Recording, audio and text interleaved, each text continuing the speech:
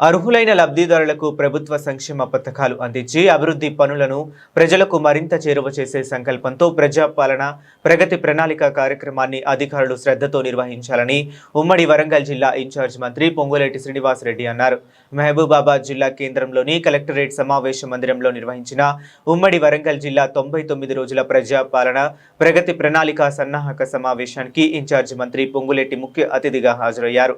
ఈ సమావేశంలో ఆయన మాట్లాడుతూ ప్రజా సమస్యలను పరిష్కరించడం, ప్రభుత్వ సేవలను సమర్థవంతంగా అందజేయడం ప్రతి ప్రభుత్వ ఉద్యోగి బాధ్యత అని అన్నారు.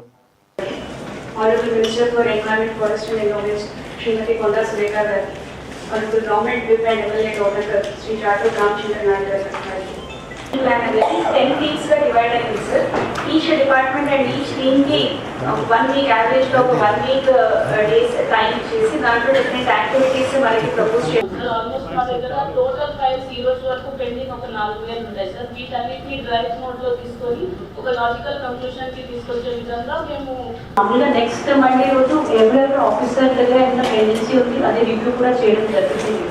అండ్ ద పెటిషనర్ కి ఒక మెసేజ్ పోతుంది కి మీ application is with so and so 99 days program లో మనం అడ్వాంటేజ్ తీసుకొని ఐఆర్ఎస్ స్ప్రే చెప్తాం మేడం. ఐఆర్ఎస్ అంటే ఇండోర్ రెసిడెంట్ స్ప్రే. దీని ఎఫికసీ 45 డేస్ వరకు ఉంటాయి.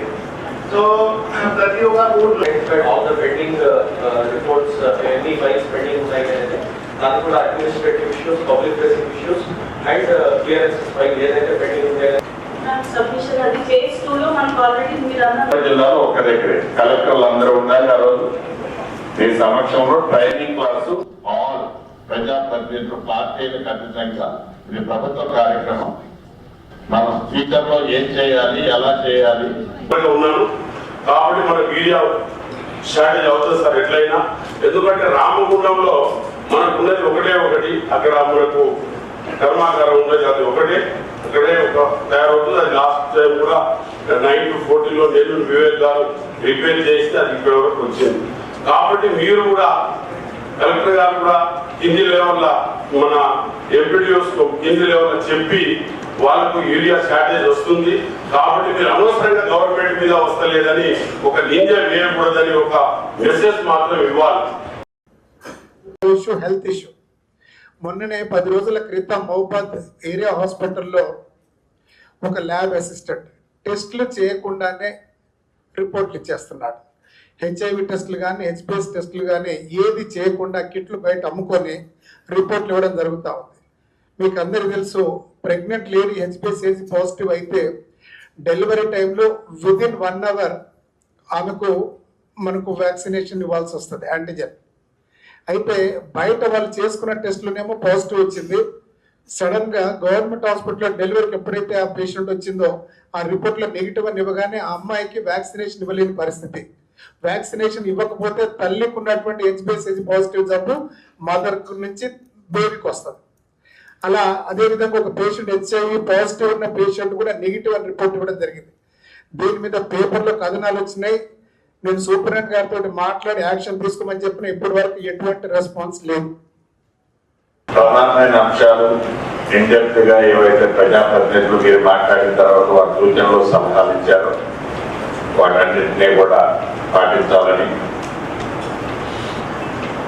ఏదైతే సూచనలతో పాటు ఈ రాష్ట్ర ప్రభుత్వం ఆలోచన, గౌరవ ముఖ్యమంత్రి గారి ఆలోచన ఏదైతే ఒక మంచి కార్యక్రమం చేయాలనే తపన ఏదైతే ఉందో ఆ తపన అమలుపరిచే బాధ్యత మీది, మనందరిది. ఆ మంచి కార్యక్రమాలు అమలుపరిచే దాంట్లో ప్రతి ఒక్క అధికారి కూడా శ్రద్ధతో ఫుల్ ఫ్లెడ్జ్లో మీ పరిధిలో ఉన్న అన్ని కార్యక్రమాలు చేపడతారని పూర్తిగా ఆశిస్తూ ఎదురొచ్చాయో ఇంకా వస్తాయి. ఇప్పుడు ఎంత వచ్చాయో అంతకంటే ఇంకొక 5-10% ఎక్సెస్ కూడా అదనంగా వారి అకౌంట్ లో ఈ 10 రోజులు 15 రోజులు జమ కాబోతున్నాయి.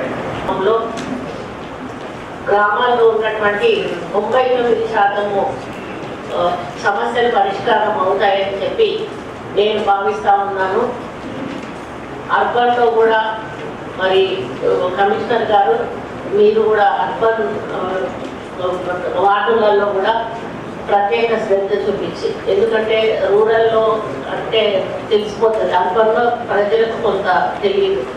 అందుకని అర్బన్లో చేసేటప్పుడు వరంగల్లో కొంచెం ప్రత్యేక శ్రద్ధ తీసుకొని డివిజన్ల వారీగా ఈ కార్యక్రమాన్ని కొంత పకడ్బందీగా చేసి ప్రజలకు మరి ఈ కార్యక్రమం జరుగుతుందనే విషయాన్ని తెలియజెప్పి ప్రజలు వచ్చే విధంగా, ప్రజలు మరి వాళ్ళ సమస్యలను మన దృష్టికి తీసుకొచ్చే విధంగా సహకరించాల్సిన అవసరం ఎంతైనా ఉందనేది ఈ సందర్భంగా తెలియజేస్తా ఉన్నాను.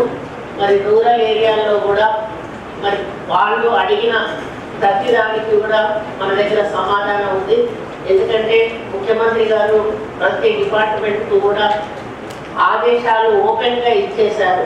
ఏమైనా చెయ్యండి, మేమున్నాము, మేము ఇవ్వడానికి సిద్ధంగా ఉన్నాము అని. ఏదో మీరు మాట్లాడేసి రండి అనేటువంటి మాట అయినా చెప్పలేదు. మీరు ప్రణాళిక తీసుకొని రండి, మేము ఏదైనా ఇవ్వడానికి సిద్ధంగా ఉన్నామని చెప్పారు. కాబట్టి మనం కూడా చాలా ధైర్యంగా మరి వెళ్ళి మనం ప్రజల సమస్యలను తీసుకొని అక్కడ పరిష్కారం అయ్యేవి వెంటనే అక్కడ పరిష్కారం చేస్తూ కొంత పరిష్కారం కావాల్సినవి ఉన్నాయో మరి అవి వాళ్ళకి తెలిసే విధంగా మీరు అధికారుల ద్వారా అవి కూడా పరిష్కరింపజేయాలనేది మా యొక్క అభిప్రాయము.